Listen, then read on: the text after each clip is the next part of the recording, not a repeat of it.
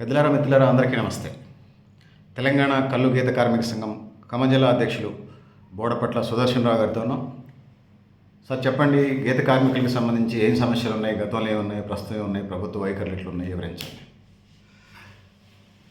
కల్లు గీత కార్మిక సంఘం గీత కార్మిక సమస్యల మీద ఆనాడు దున్నేవానిదే భూమి ఎక్కేవాడిదే చెట్టు అనే నినాదంతో ఏర్పడ్డ సంఘం కల్లు గీత కార్మిక సంఘం 1957లో మన ఖమ్మం జిల్లా గార్ల గ్రామంలో 1957లో ఏర్పడింది ఈ సంఘం.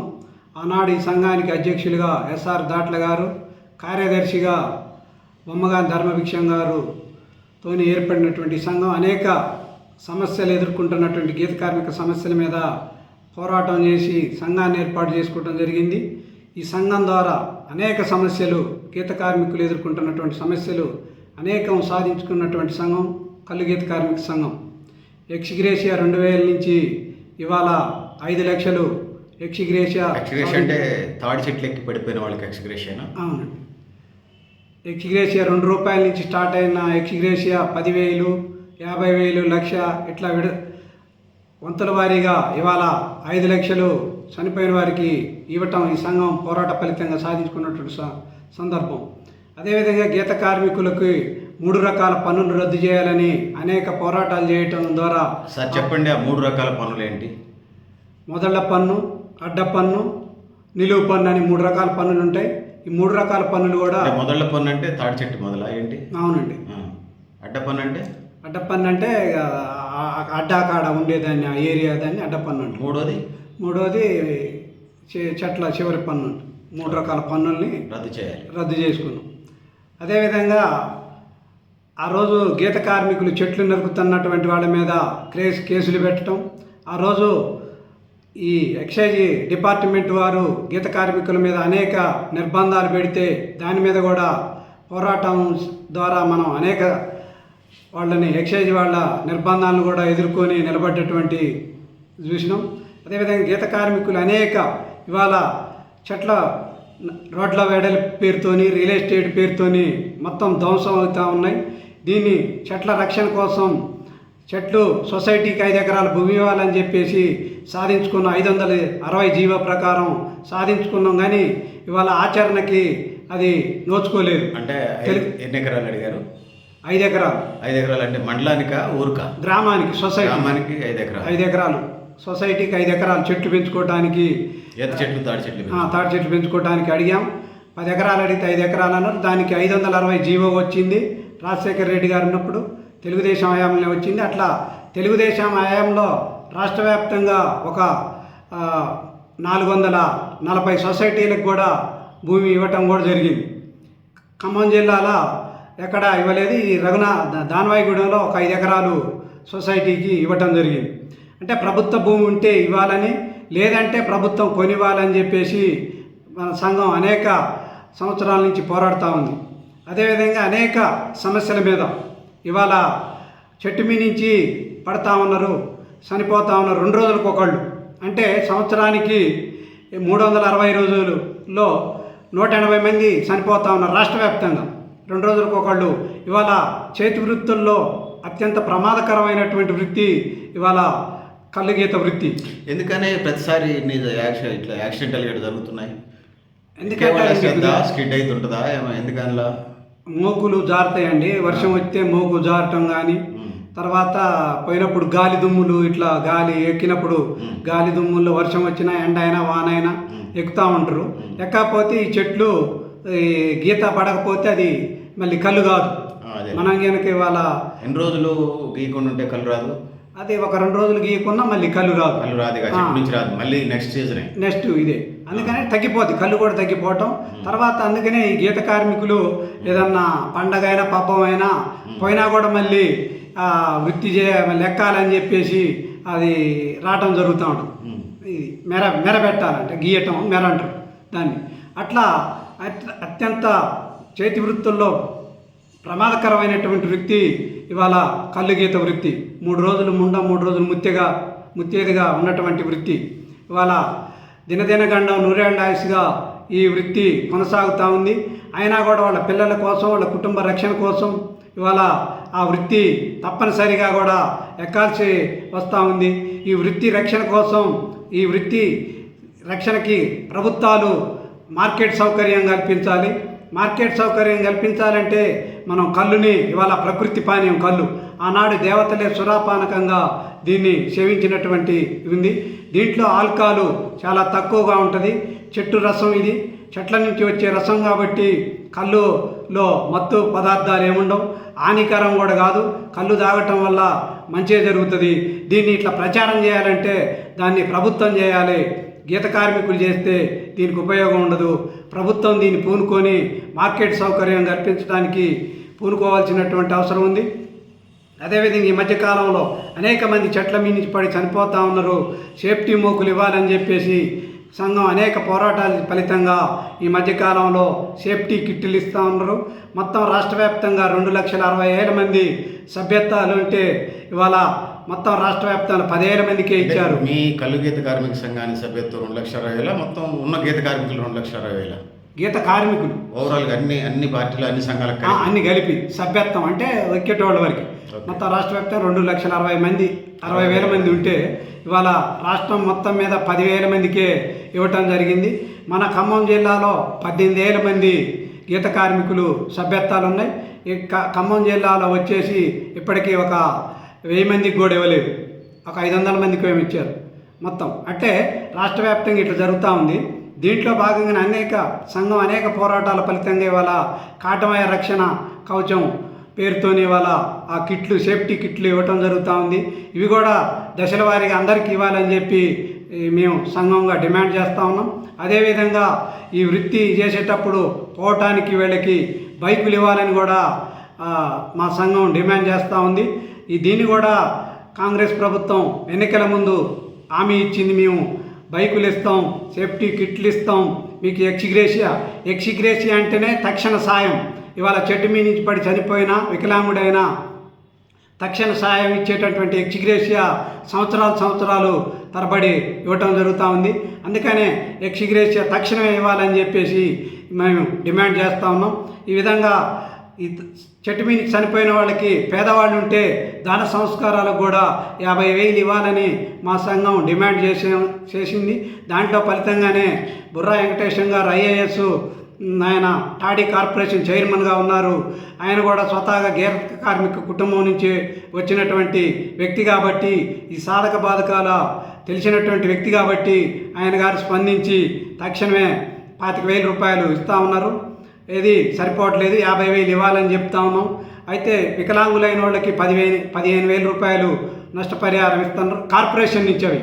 ఇవి కాకుండా మళ్ళీ ఎక్సిగ్రేషియా ఏరియా ఉంటుంది, అది లేట్ అవుతూ ఉంది కాబట్టి కార్పొరేషన్ నుంచి ఇది కూడా మేము సంఘ ఫలితంగా సాధించుకున్నటువంటి సందర్భం ఉంది. ఇంకా అనేక ఉన్నది. సొసైటీలకి 5 ఎకరాల భూమి ఇవ్వాలని, వాటికి మొత్తం ఫినిషింగ్ ఇచ్చి రక్షణ కల్పించాలని, తర్వాత వెంటనే ఎక్సిగ్రేషియా వెంటనే ఇవ్వాలని సంఘం అనేక సంవత్సరాల నుంచి పోరాడుతూ ఉంది. ఈ కొన్ని విజయాలు సాధించుకున్నాం. ఇవాళ SR దాట్ల గారు, బొమ్మగారి ధర్మభిక్షం గారు స్థాపించినటువంటి సంఘం అనేక మంది అమరవీరుల రక్తం తర్పంతో ముందుకు సాగుతూ ఉంది. గీత కార్మిక సమస్యలు ఎజెండాగా, రాజకీయాలకు అతీతంగా జెండాలను పక్కన పెట్టి ఈ గీత కార్మిక సమస్యలే ఎజెండాగా ముందుకు పోతున్నటువంటి సంఘం ఇది కళ్ళు గీత కార్మిక సంఘం. గీత కార్మికులు ఇవాళ ఏజెన్సీలో కూడా సొసైటీలు రద్దయినాయి. 1956లో ఆడ సొసైటీలు ఉన్నటువంటి మన ఖమ్మం జిల్లాలో 360 సొసైటీలు ఉంటే ఇవాళ 236 సొసైటీలు ఉన్నాయి. మిగతా సొసైటీలు రద్దయినాయి.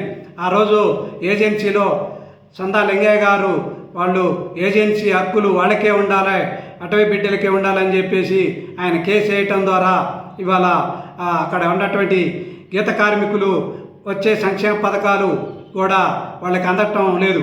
50 సంవత్సరాలు దాటిన వారికి ఇవాళ ఎక్సిగ్రేషియా ఇస్తూ ఉన్నారు. స్వతహాగా 57 సంవత్సరాలు ఉన్నటువంటి వాళ్ళకి పెన్షన్ ఇస్తూ ఉన్నారు. అయితే గీత కార్మికులకి 50 సంవత్సరాలు ఇది ఆ రోజు రాజశేఖర రెడ్డి గారు పెట్టిండు. ఆ రాజశేఖర రెడ్డి గారు చొరవతోని ఇవాళ 50 సంవత్సరాలు దాటిన వాళ్ళందరికీ కూడా పెన్షన్ వస్తూ ఉంది.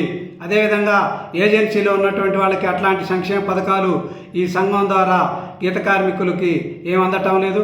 వాళ్ళకి ప్రమాదం జరిగినా కూడా నష్టపరిహారం లేదు, పెన్షన్ లేదు, సంక్షేమ పథకాలు ఏమీ లేవు.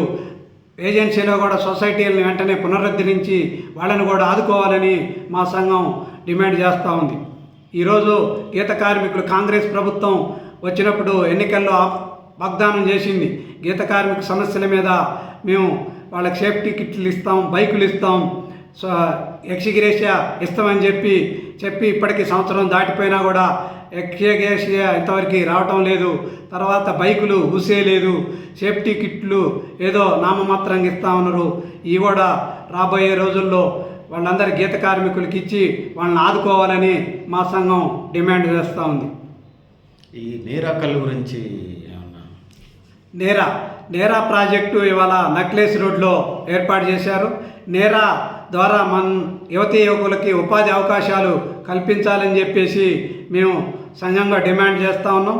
అదే నేరా నెక్లెస్ రోడ్లనే కాకుండా జిల్లా హెడ్ క్వార్టర్లలో, నియోజకవర్గ హెడ్ క్వార్టర్లలో ఏర్పాటు చేస్తే వాళ్ళకి ఉపాధి అవకాశం ఉంటుంది, యువతీ యువకులకి ఉపాధి దొరికింది. కాబట్టి నేరాని ప్రాజెక్టుల మొత్తం రాష్ట్ర వ్యాప్తంగా ఏర్పాటు చేయాలని మా సంఘం డిమాండ్ చేస్తూ ఉంది. అంటే సపోజు తెలంగాణలో 1,00,000 లీటర్ల కళ్ళు అవసరం అనుకోండి, 50,000 60,000 లీటర్ల కళ్ళే అందుబాటులో ఉంది. మిగిలిన కళ్ళు ఎక్కడి నుంచి వస్తుంది? కృత్రిమ కళ్ళు తయారు చేస్తున్నారు అంటున్నారు. నిజమా పుట్టిదే? ఏం జరుగుతుంది రాష్ట్రంలో?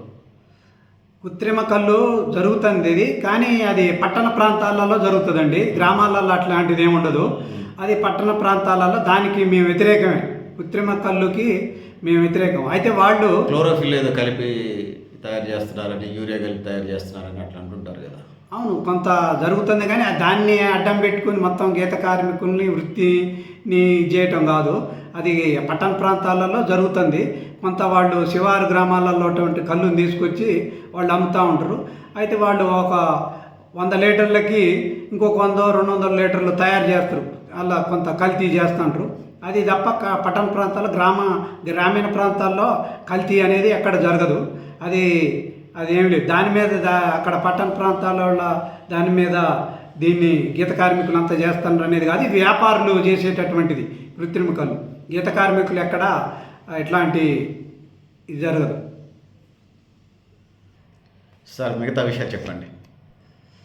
ఇవాళ తాటి చెట్టు ద్వారా అనేక ఉపయోగాలు ఉన్నాయండి. తాటి చెట్టు ఒకనాడు దాని తాటి దూలాల్ని ఇంటి వాసాలుగా, ఇంటి కప్పులుగా, తాటి ఆకుల్ని ఇంటి కప్పులుగా వాడేటటువంటి సందర్భం చూసినాం. తాటి ముంజలు తినటం వల్ల మన ఆరోగ్యానికి ఉపయోగకరంగా ఉంటుంది. దాని ద్వారా తాటి బెల్లం ద్వారా ఆయుర్వేద ఉత్పత్తుల్లో తాటి బెల్లాన్ని ఉపయోగించడం చూస్తున్నాం. తర్వాత తాటి ఆకుల ద్వారా చీపిర్లు, ఇసనగర్రలు, అనేక తాటి ఉత్పత్తులు తయారు చేస్తూ ఉన్నారు. ఇవాళ తాటి ఆకుల ద్వారా పందిర్లు, గతంలో ఇళ్ళ కప్పులు, పందిర్లు పెళ్ళిళ్ళప్పుడు శుభకార్యాలకి వాడినటువంటి సందర్భం చూసినాం. ఇప్పటికీ మన భద్రాచలం రాములవారి పెళ్ళికి కూడా తాటి ఆకుల పందిరితోనే వేస్తూ ఉన్నటువంటి సందర్భం. అంటే తాటి చెట్టు ద్వారా అనేక ఉపయోగాలు జరుగుతాము. ఇదే తాటి చెట్టుని మన పక్కనున్నటువంటి తమిళనాడు రాష్ట్ర వృక్షంగా ప్రకటించింది. దీని ద్వారా అనేక ఉపయోగాలు జరుగుతూ ఉన్నాయి. ఇవన్నీ కూడా ఉత్పత్తి చేసి చేనేత ఉత్పత్తులు ద్వారా, హస్తకళల ద్వారా దీన్ని మరింత ప్రోత్సహించి రాబోయే రోజుల్లో యువతీ యువకులకి అవకాశం కల్పించి శిక్షణా శిబిరాల ద్వారా శిక్షణ నేర్పి ఉపయోగంలోకి తీసుకురావాల్సినటువంటి సందర్భం కూడా ఉన్నదని చెప్పేసి మా సంఘం డిమాండ్ చేస్తూ ఉంది. ఈ తాటి వనాలు ఎన్ని సొసైటీలోనే ఖమ్మం జిల్లాలో రాష్ట్రాలు ఏమైనా ఇచ్చారా? ఎవరైనా చెప్పండి. ఖమ్మం జిల్లా ఎన్ని సొసైటీలోనే? ఖమ్మం జిల్లాలో మొత్తం సొసైటీలు ఇప్పుడు 236 సొసైటీలు ఉన్నాయి. మొత్తం గీత కార్మికులు 17,500 మంది గీత కార్మికులు ఈ వృత్తి ద్వారా వృత్తి ఆధారంగా జీవిస్తూ ఉన్నారు. ఇంకా ఈ వృత్తి వీళ్ళే కాకుండా వీళ్ళకి ఆధారంగా ఇంకా అనేక వేల మంది ఈ వృత్తిని రక్షణ కోసం కృషి చేస్తూ ఉన్నారు. ఈ భవిష్యత్తులో ఇంకా రాబోయే రోజుల్లో ఈ ఏజెన్సీ ఏరియాలో ఉన్నటువంటి వాళ్ళ సొసైటీలు పునరుద్ధరిస్తే ఇంకా 350 సొసైటీలు ఈ జిల్లాలో రావడానికి ఆస్కారం ఉంటుంది. అవన్నీ రద్దయినాయి కాబట్టి వాటిని కూడా సొసైటీని పునరుద్ధరించడం ద్వారా రాబోయే రోజుల్లో గీత కార్మికులకి ఉపాధి అవకాశాలు చేసేదానికోసం కృషి చేయాల్సినటువంటి అవసరం ఉందని మా సంఘం డిమాండ్ చేస్తాం. చెప్పండి, గీత పని వాళ్ళ సంఘాలు, గౌడ సంఘాలు మాట్లాడితే మీటింగ్లలో సర్దార్ సర్వాయి పాపన్న గౌడ్ అంటుంటారు. ఏంటి సర్దార్ సర్వాయి పాపన్న గౌడ్ ఆశయాల ఏం జరిగింది? గౌడ సంఘం, గౌడ సమాజం మాట్లాడితే సర్దార్ సర్వాయి పాపన్న గౌడ్ అంటారు. ఏమి ఆబ్జెక్టివ్స్ తీసుకుంటుంది దాని నుంచి వివరించండి. చూడండి, సర్దార్ సర్వాయి పాపన్న ఒక గీత కార్మిక కుటుంబంలో పుట్టిండు. ఆయన ఆ రోజు ఉన్నటువంటి పరిస్థితుల్లో మొఘల్ చక్రవర్తుల పాలనలో మొత్తం జాగీర్దారులు, జమీందారులు, భూస్వాములు, పెత్తందారుల పరిపాలన ఉన్నటువంటి సందర్భం. గత 370 సంవత్సరాల క్రితం ఆయన ఈ అన్ని అవమానాలు, అణిచివేతలు, దౌర్జన్యాలు, దోపిడీలు చూసినటువంటి చరిత్ర ఉంది. సర్దార్ సర్వాయి పాపన్న ఒక గీత కార్మిక కుటుంబంలో పుట్టి ఆనాడు భూస్వాములు, పెత్తందారులు కళ్ళు దాగి డబ్బులు ఇవ్వకుండా పోవటం, తర్వాత చెట్లు వాళ్ళ భూముల్లో ఉన్నటువంటి తాడి చెట్లని నరికేయటం, తర్వాత అక్కడ ఉన్నటువంటి కల్లి మండవాల దగ్గర ఏదైతే గీత కార్మిక మహిళలు ఉంటే వాళ్ళని అవమానించటం, వాళ్ళని నానా రకాలుగా లైంగికంగా వేధించటం, తాగి డబ్బులు ఇవ్వకుండా పోవటం, రాజుల పేర్లు చెప్పి వాళ్ళ భూస్వాములు, పెత్తందారులు వాళ్ళకి నచ్చిన చెట్టు కళ్ళు తాగటం, డబ్బులు ఇవ్వకుండా పోవటం, ఇట్లాంటి దౌర్జన్యాలు, అరాచకాలు ఇవన్నీ చూసినటువంటి సర్దార్ సర్వాయి పాపన్న మొత్తం అణగారిన కులాలు, SC, ST, BC మైనార్టీలని Sardar Sakali సర్వన్న, మంగలి మాదన్న, కుమ్మరి గోవిందు, దూదేకుల పెరుమాళ్ళు ఇట్లాంటి అందరినీ కలుపుకొని అణగారిన కులాన్ని కలుపుకొని వాళ్ళ మీద తిరుగుబాటుకోవటం, వాళ్ళకి శిక్షణ ఇచ్చి వాళ్ళ మీద తిరుగుబాటు చేయటం కూడా జరిగింది. వాళ్ళమ్మ, ఎందుకురా నువ్వు పెద్దవాళ్ళతో పెట్టుకుంటున్నావు, మనకెందుకు, వాళ్ళతోని పెట్టుకుంటే మనం బతకలేము, మనని చంపేస్తారు, వాళ్ళతోనొద్దు, వద్దురా కొడక అంటే, అమ్మా ఇది కాదు అంటే మన వృత్తి ఉంది, నువ్వు తాడి చెట్లు ఎక్కువ కళ్ళు అమ్మి మన వృత్తిని, మన కుల వృత్తిని ద్వారా మనం జీవనం సాధిద్దామంటే, అమ్మ కాదు, కళ్ళు అమ్మితే వస్తుంది, కొడితే గోలుకొండ కోటనే కొట్టాలి, ఏలితే రాజ్యాన్ని ఏలాలని చెప్పేసి ఆ రోజు సర్దార్ సర్వాయి పాపన్న పశువులు కాసేటటువంటి సందర్భంలో ఇట్లాంటివన్నీ అవమానాలు ఇవన్నీ చూసి కూడా ఆయన అక్కడ పోయినప్పుడు ఒక చెట్టు కింద కూకొని అక్కడ ఉన్నటువంటి వాళ్ళందరినీ, తన స్నేహితులందరినీ పోగేసుకొని ఈ దోపిడీ దౌర్జన్యాలకు వ్యతిరేకంగా, ఈ దుర్మార్గాలకు వ్యతిరేకంగా, ఈ అన్యాయాలకు వ్యతిరేకంగా మనం తిరుగుబాటు చేయాలి, ఎంతకాలం ఈ దౌర్జన్యం ఇంకెన్నాళ్ళు అని చెప్పేసి ఒక ఆవేశంతో, ఒక ఆలోచనతో వాళ్ళందరినీ కలుపుకొని ఇవాళ ఒక సైన్యం ఏర్పడి 12 మందితో ఏర్పడినటువంటి సైన్యం 12,000 మందితోని తయారై మొత్తం గోల్కొండ కోట, బిలాస్పూర్ కోట, వరంగల్ కోట, భువనగిరి కోట ఇట్లా కోటలను కొల్లగొట్టుకుంటూ లాస్ట్కి గోల్కొండ కోటని జయించినటువంటి చరిత్ర. ఆ కోటని జయించి 7 సంవత్సరాల 7 నెలల 20 రోజులు పరిపాలన చేసినటువంటి చరిత్ర సర్దార్ సర్వాయి పాపన్న. సర్దార్ సర్వాయి పాపన్న మేము చదువుకునే రోజుల్లో 4వ తరగతిలో ఆయన చరిత్ర ఉంది. సర్దార్ సర్వాయి పాపన్న ఒక కులానికే పరిమితం కాదు, బహుజనులంతా బహుజన విప్లవకారుడిగా, సామాజిక ఉద్యమకారుడిగా, ఒక చైతన్యవంతుడిగా, తెలంగాణ యోధుడిగా ఆయన్ని ఇవాళ అణగారిన కులాలు, ఎస్సీ, ఎస్టీ, బీసీ మైనార్టీలు ఇవాళ ఆయన వర్ధంతి జయంతులు చేసుకున్నటువంటి సందర్భం ఉంది. కల్లుగీత కార్మిక సంఘం అనేక సంవత్సరాలు పోరాట ఫలితంగా ఇవాళ ఆయన వర్ధంతి జయంతి ప్రభుత్వమే నిర్వహిస్తూ ఉంది. సర్దార్ సర్వాయి పాపన్న చరిత్రని ఇవాళ కల్లుగీత కార్మిక సంఘం 2016లో వెలికితీసి బస్సు యాత్ర ద్వారా రాష్ట్ర వ్యాప్తంగా 3 యాత్రలు చేసి ఆయన చరిత్రని కరపత్రాల ద్వారా, మొత్తం క్యాసెట్ల ద్వారా, పాటల ద్వారా విస్తృతంగా ప్రచారం చేసి ఆయన చరిత్రను బయటకు రావటం జరిగింది. అదేవిధంగా కవులు, కళాకారులు, మేధావులు కూడా ఇవాళ సర్దార్ సర్వాయి పాపన్న వర్ధంతి జయంతి చేయటం జరుగుతూ ఉంది. 2018లో కవులు, కళాకారులతోని పెద్ద ఎత్తున ఒక 30,000 మందితో ఉప్పల్ స్టేడియంలో పెద్ద ఎత్తున బహిరంగ సభ కల్లుగీత కార్మిక సంఘం ఆధ్వర్యంలో నిర్వహించడం జరిగింది.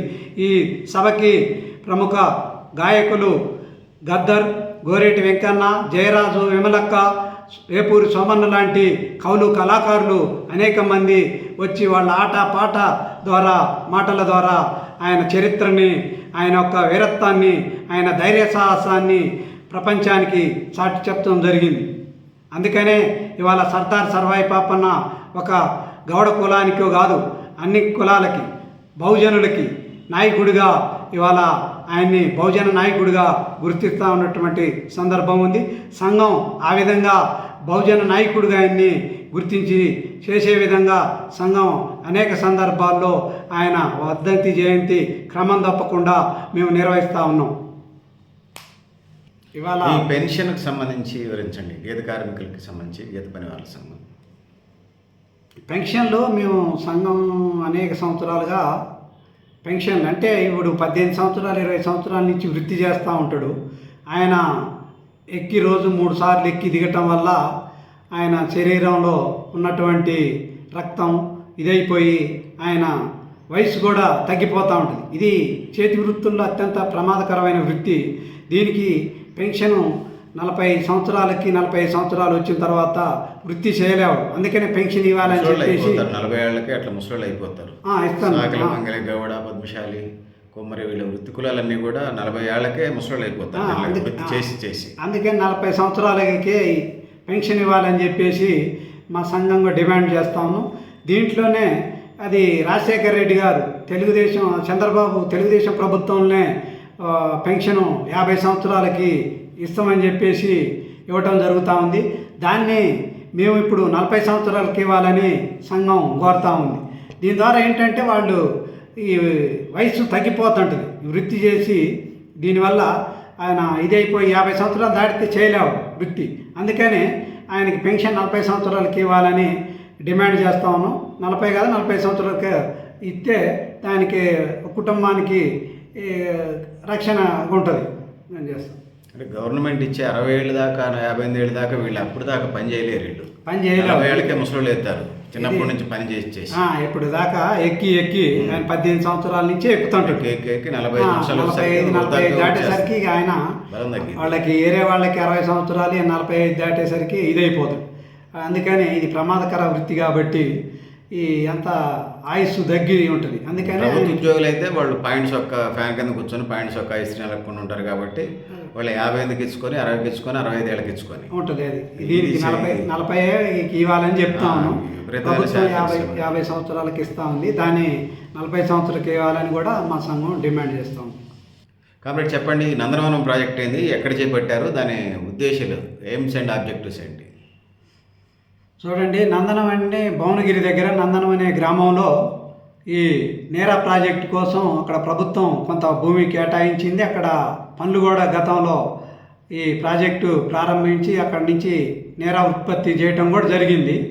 దాన్ని ఈ మధ్యకాలంలో ఆఫ్ చేసిండ్రు. దాన్ని మళ్ళీ పునరుద్ధరించి దాని ద్వారా మనకి కొంత ఉపయోగం జరుగుతుంది. దాంట్లో కొంతమందికి ఉపాధి కూడా అవకాశాలు ఉంటాయి. అది కూడా ఇవాళ నందనవనం ఇవాళ మొత్తం ఇదైపోయింది. దాన్ని మళ్ళీ వెంటనే పునరుద్ధరించి యువతీ యువకులకి అవకాశాలు కల్పించే దానికోసం నందన నేరా ప్రాజెక్టుని వెంటనే పునరుద్ధరించాలని మా సంఘం డిమాండ్ చేస్తాం. మీకు ఇంకా ఇతర ఎక్సైజ్ శాఖకు సంబంధించిన అంశాలు ఉన్నాయా? మీకు ఇబ్బంది కలిగించే అంశాలు చెప్పండి. చూడండి, ఇవాళ గ్రామాలలో బెల్ట్ షాపులు వల్ల విచ్చలవిడిగా మద్యం ఏరులై పారుతూ ఉంది. దీని ద్వారా ఇవాళ గ్రామంలో ఉన్నటువంటి కళ్ళు అమ్మకాలు కూడా తగ్గిపోతూ ఉన్నాయి. ఈ బెల్ట్ షాపులు నిరోధించడం ద్వారా కళ్ళు ఉత్పత్తులు పెరిగేదానికోసం, కళ్ళు అమ్మకాలు పెరిగేదానికోసం ఉపయోగకరంగా ఉంటుంది.